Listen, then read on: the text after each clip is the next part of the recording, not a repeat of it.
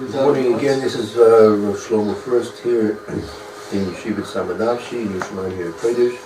This is our second shir, Halachic shir, Mishna Berura. We'll be learning Mishna Berura, but this is a correlation to what we've been learning about what Shmuel HaKatan told us, that we shouldn't rejoice over the downfall of our enemies. And you can see that there's a Mishna Berura that's going to be relevant to that. And well, coincidentally, it has a lot to do with this week's Parsha Shavua, which is Parsha Shalach. That was when the Meraglim went to buy out the land, and they came back with Lashon Hara about Eretz Yisrael. So, again, in Siman Tov Kuf Pei, Elo Yami Eru Mehem Soros Lavosoni, Roy the Sanas Mehem. So these are specific days that are listed in the calendar of Jewish chronology, that there were tsaras, suffering came upon our forefathers, and therefore it's befitting that we fast on these days. Now, if you go down to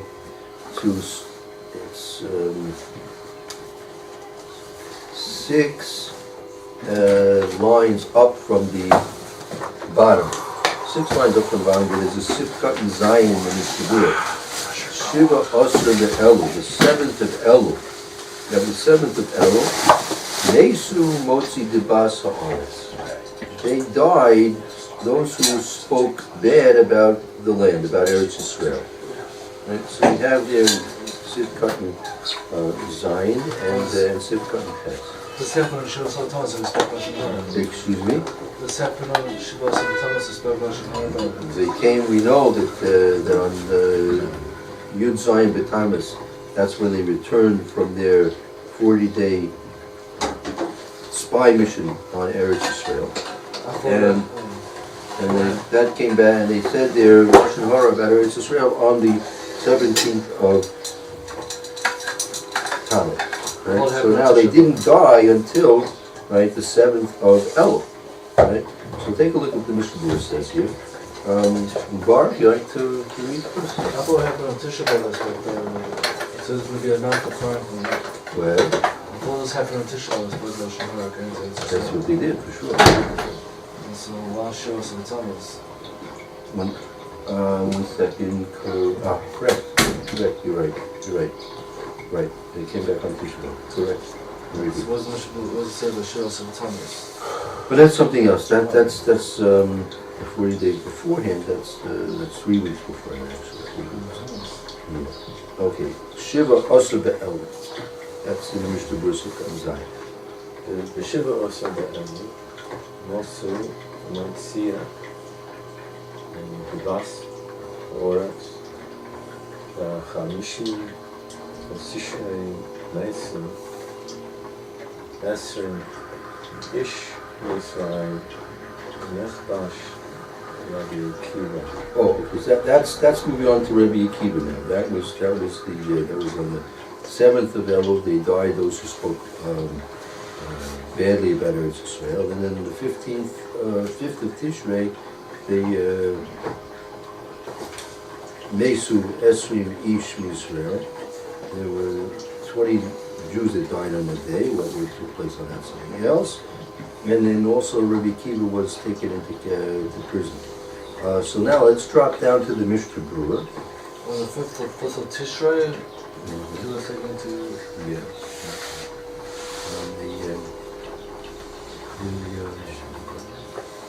Mishna Berura. Sifkat Zayin. That's on the inside column, 6 lines down from the top of the inside column. Shiva Asr Be'el, Kifi, Gerses Habais Darsi. Right, so Kifi, according to Gerses, the text of the Beis Yosef. Beis Yosef was the commentary that was written on the Torah, right? That was a commentary that was written on the Torah, and the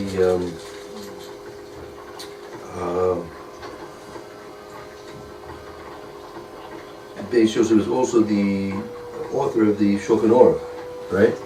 Shulchan Aruch. So therefore, Mr. Berura is going and quoting us the text that the Beis Yosef has. Thank you. Yeah, sure. Shem HaKadonim hu Shiva Be'elot. V'af Torah Mishna Fi Ma She'omer Chazal Shemishtar Beit Shana Shana Ad Taburam Kaidem V'zeh Hazman. So, va'af, and even though Torah in the Torah, that's why we have the Chumashim in front of us now. We'll take a look at the Psukim itself.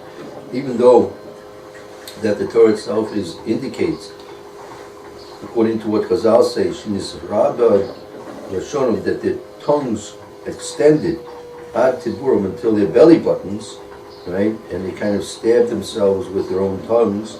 That was Kodem L'Zman Hazeh. That was before this time of the 7th of Elul, right? Shlomer, there is to answer, because that seems to be a contradiction. So how can we reconcile the apparent contradiction? Yes, Elish the Loi Mesu Teicher Yerim Shah Mechaletsen Chad Zeh Hazman So we should be able to, we can answer and say that they didn't die immediately. The Muradli, they didn't die immediately, and they had a continual suffering of sicknesses until they died finally on the 7th of Elul. So that took place from Tisha B'Av to Tisha B'Av till 7th of Elul. It was just short of a month, right? Just short of a month. Okay, one more Mishna Berura, the Basaras. They spoke bad about the land of Eretz Yisrael. Keshe Ho Kosiv Va'avoy Yerushalyim, the Efshe. So there's a question, because this is how it relates to the Maimer of Shmuel HaKatan. It says it's kasha, it's difficult. How kasiv it says in Mishnah. Avi b'shoyim rina. It says that the destruction of the evil people is joyful, right? You should rejoice with the destruction of. How's that possible? Right? And so, if that's the case, why are you fasting on this day? Right? If it's supposed to be joyous time that the Rishoyim are destroyed, so we should be joyful. So why should we be fasting on this day? Well, and according to Shmuel HaKatan, how can you even be joyful over it? correct. Right? Doctor, you hear the questions, right? I think so. So let's just think about it. There are basically two questions. The question Mr. Berura is asking, right? And also the question that we're asking. Right? Mr. Berura is asking one question, that you're supposed to be fasting, right? So the question is, why are we fasting for the destruction of Rishoyim? The Pasuk in Mishnah says, when the evil people are destroyed, it's a joy. It's joy. But these fast days have numerous reasons for that. Yeah. Well, I mean, this is the reason why the fast is because of these Rishoyim finally died, right? So the question here, a person is going to stop. He's not going to eat breakfast that day. He's not going to eat lunch. And he's got to ask himself, why is he doing something? What's his fast supposed to? Fast is not just not eating. You're supposed to be thinking about something. You're trying to tshuva about something, right? So now you're fasting because he's.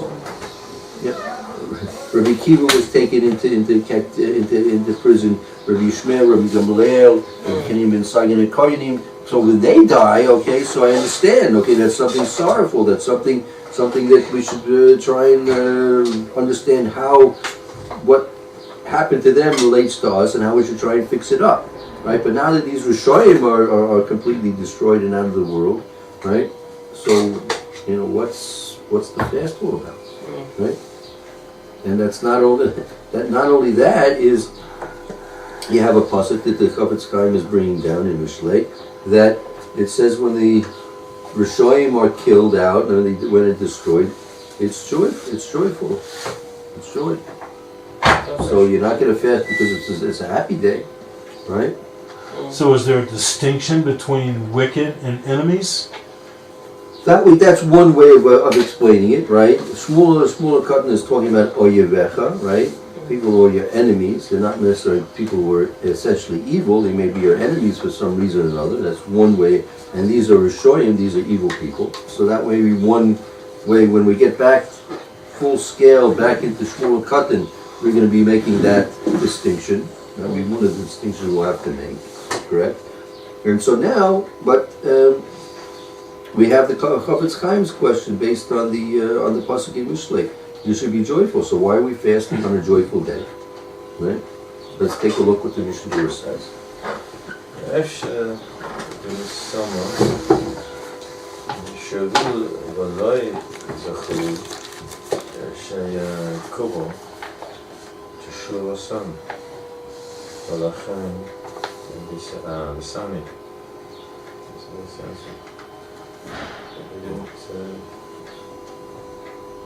they couldn't make Yeshiva. So Efshar, it's possible, but the possible explanation would be the Mistavu Shavu. And we can assume that they did tshuva. We can assume that they did tshuva. Mistama. We can assume that they did tshuva. Right? V'lo zachu she'ikublo teshuvosam. But they weren't privileged that Hashem should receive their tshuva. And for that we're fasting. We're fasting for the fact that they weren't privileged that Hashem accepted their tshuva. Okay. That's what it is. That's one of the occasions Hashem said no. Right. I think why they shouldn't accept the tshuva because they wanted to speak bad about Eretz Yisrael. Yeah. They intended to. Well, they did. And since it usually when a person speaks Lashon Hara, she does just some sort of tshuva unless it's something very serious. But also Hashem always opens those to call out to him, but only if they wanted what they did was bad. But if a person tends to do evil and know that what he's going to do bad results, then that's an exception, right? Well, usually evil always has bad results, right? But still, Hashem should take a person's tshuva and accept it. That's a very big privilege to have. So they were privileged that they had the tshuva. They probably did through tshuva. When they saw what they did wrong, they probably most likely, as it was being written here, they most likely did tshuva, nevertheless didn't save them. Let's take a look what it says in the Chumash. You have here, that's in Perek Yud Dalid. Kavanah is one of the false accounts, right? Yeah. And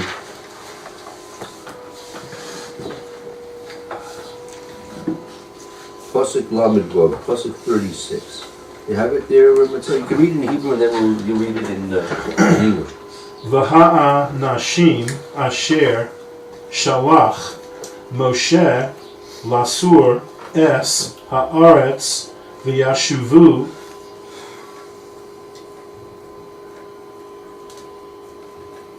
Yeah.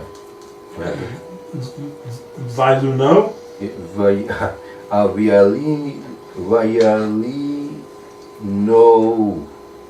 vayalino Right. alav es kol ha'edah lahotzi diba al haaretz. Okay. Okay, but as for the men whom Moses sent to spy out the land, and when they returned, they provoked the entire assembly to complain against him by bringing forth a report against the land. Okay, the next pasuk. Vayamusu ha'anashim motziei dibas haaretz ra'ah b'magegfa lifnei Hashem. Okay, the men who brought forth the evil report about the land died in the plague before Hashem. Okay, one more pasuk. V'Hoshua ben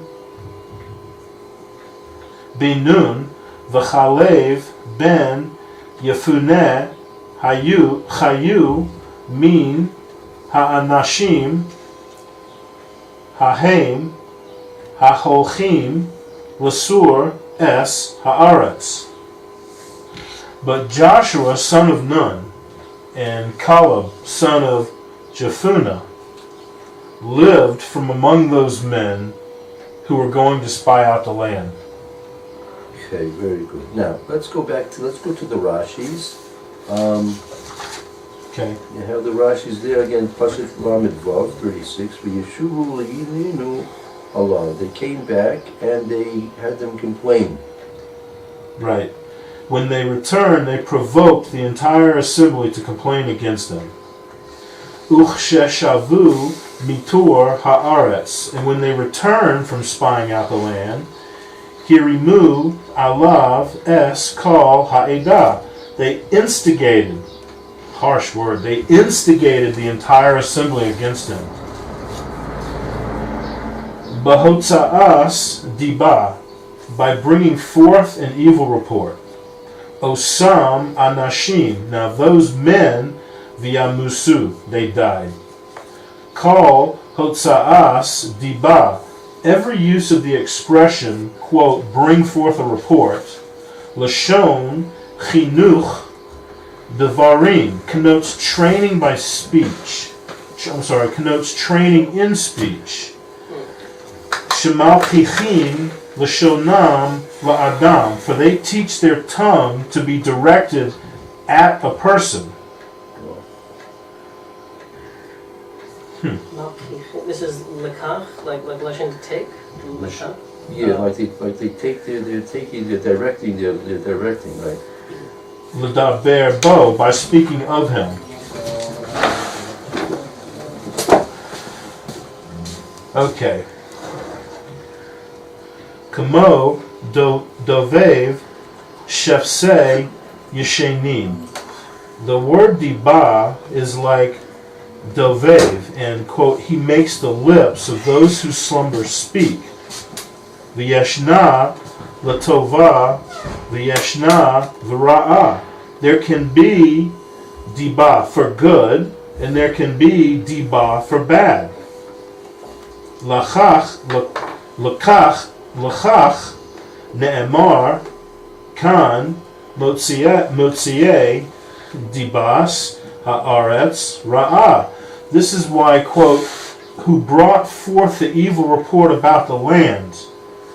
That's why that is stated here. Sheyesh diba shehi tova. For there is diba which is favorable. Okay. Diba is saying here is called a report. Right. In Old French, harladise. So, Right. Okay, and then it keeps going. Yeah, we're gonna have to do that tomorrow, Mitzvah. Okay. We'll have to start with next year. so the fact that they instigated a report